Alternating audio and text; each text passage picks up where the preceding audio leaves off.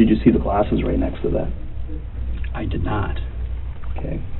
You showed me the glasses the first time. The first time. They're Joe's glasses. Those glasses belonged to Joe Boever. Investigators said the only way they could have ended up inside this car was through its shattered windshield. But the driver had spent the night telling police he believed he had hit a deer, and he was South Dakota's Attorney General.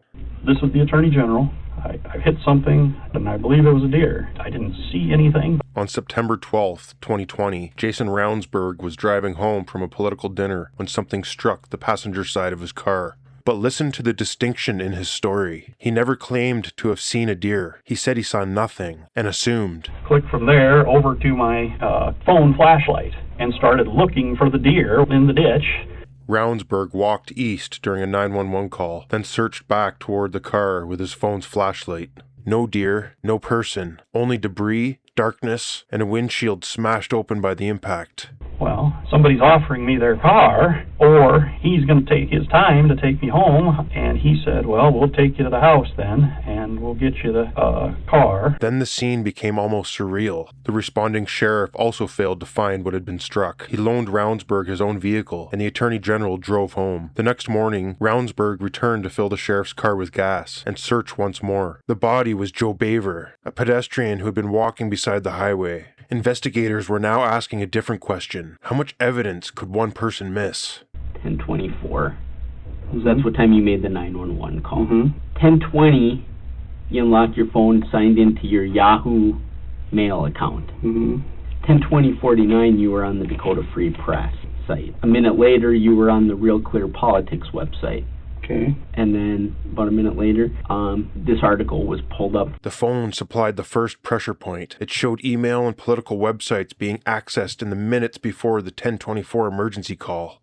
That doesn't prove the phone was in his hand at impact. Investigators found both phones were locked at that time, but it tightened the final timeline. One of the other things that we know, Jason, is you weren't in the middle of the road. You were on the shoulder. We have 3 people putting him next to the grass.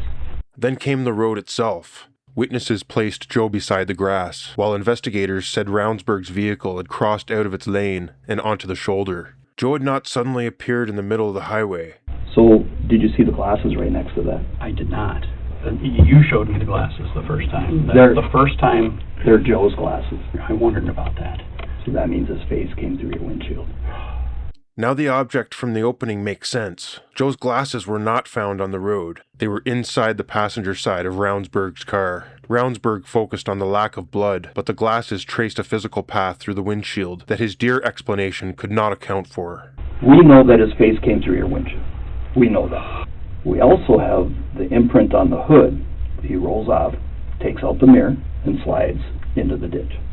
The glasses were not an isolated clue. Investigators were mapping a collision across the windshield, hood, mirror, and ditch. But the hardest piece to reconcile was still laying near Joe. And with it being pitch dark, we went out and tested it. The flashlight was still on when Joe and I got to the scene. Okay. It had not been touched. We picked it up, and the light is still on. Just because, Jason, we went out there another night with that flashlight recently, put it back in the same spot with it back on, and it's hard to miss. I mean, it truly is hard to miss when you're out there. So on your way back, we walked on both the south side and the north side, and that flashlight was like a beacon. They did not merely guess that the flashlight should have been visible. They returned at night and recreated the scene. Their conclusion? It was like a beacon. Ravnsborg remained certain he never saw it. Now listen carefully to his exact wording. So I don't know exactly where I turned around and saw him. I didn't see him. I did not see him. So it was 400 and some steps from your car towards Highmore. Okay. You had to walk by him.